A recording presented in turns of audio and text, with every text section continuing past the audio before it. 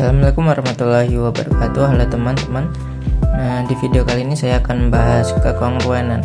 Apa sih definisi kekongruenan dan sifat kekongruenan? Definisi dan sifat kekongruenan.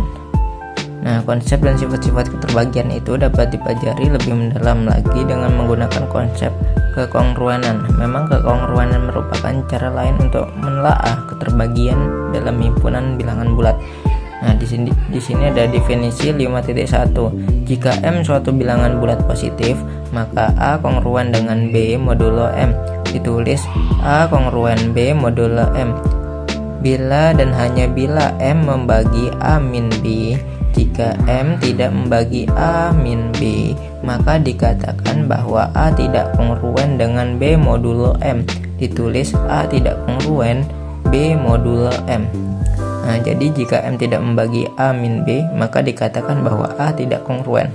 Nah, di sini ada contoh 5.1. 25 kongruen 1 modulo 4. Sebab 25 min 1 ini sama dengan 24 terbagi oleh 4. Jadi 24 ini terbagi dengan 4 dengan menyisakan dengan menyisakan 1 sebagai R atau residunya. Jadi modulo 4 ini terbagi oleh 4. Bukan modulo 4 ya teman-teman. Jadi 24 ini terbagi 4 jadi modulo 4 gitu.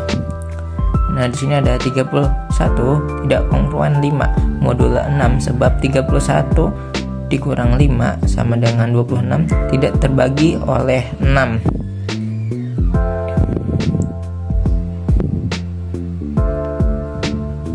Nah, jadi 26 ini tidak terbagi oleh 6 ya teman-teman. 26 bagi 6 itu tidak bisa ya. Yang bisa itu 27 bagi 6. Sedangkan 26 ini ditambah 5 itu 31. Jadi itu tidak kongruen. Modulo 6 itu tidak kongruen dengan 31 karena residunya itu cuma 5. Nah, di sini ada definisi 5.1 tersebut dapat ditulis jika M lebih dari 0 maka M membagi habis A min B. Jika dan hanya bila A kongruen B modulo M. Jika M membagi A min B, maka ada bilangan bulat K sehingga A min B sama dengan MK sehingga A kongruen B modulo M. Bila dan hanya bila A min B MK suatu bilangan bulat K, tetapi karena A min B sama dengan MK sama artinya dengan A sama dengan MK plus B, maka A kongruen B modulo M bila dan hanya bila A sama dengan MK plus B.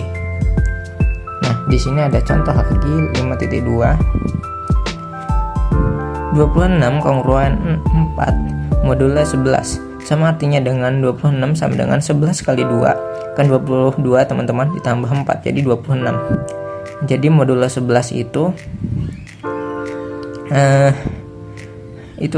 residunya 4 dan kongruen 26. 38 kongruen 3 modulo 5 sama artinya dengan 38 sama dengan 5 kali 7 ditambah 3. 5 kali 7 itu adalah 35 ya teman-teman, ditambah 3 itu 38. Nah, jadi 5 ini sebagai modulo 5 dan 7 ini sebagai bilangan lainnya yang bilangan lainnya atau bilangan bulat yang jika dikali dengan modulo ini hasilnya dengan ditambah residu. Kan dikali modulo ini hasilnya 35. Nah, ditambah residunya 3 atau sisanya 3 itu 38. Jadi benar ya teman-teman. Nah, di sini ada teorema 5.1. A kongruen B modulo M bila dan hanya bila ada bilangan bulat K sehingga A sama dengan MK plus B. Nah, jadi 7 ini merupakan K ya teman-teman. MK plus B. Nah, M nya itu sebagai modulo dikali K jadi 35 ditambah B.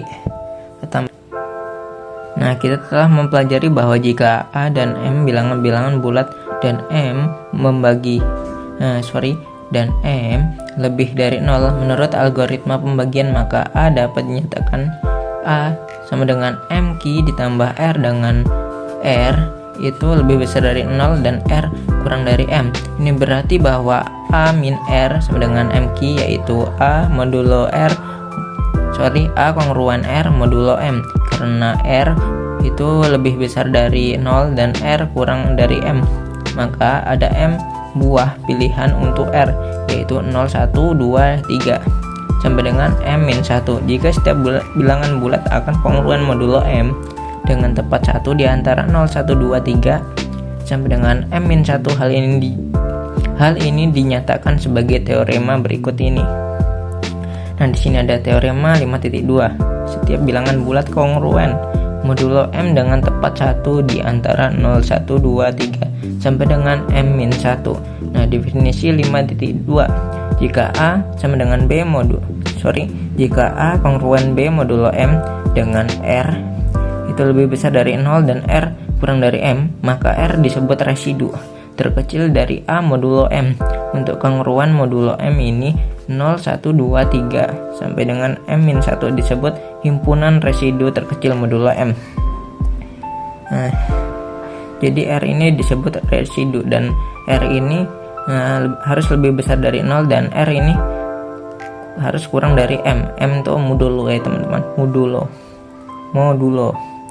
Jadi residu ini harus lebih besar dari 0 dan residu ini kurang dari modulonya.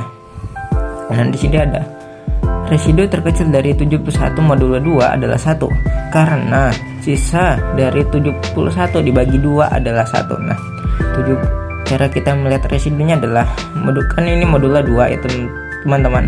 Jadi 71-nya ini kita bagi 2. Nah, 71 bagi 2 ini kan 35 ya teman-teman. Nah, 35 kali 2 ini kan 70. Nah, itu ada sisa 1. Nah, sisa 1 inilah disebut residu.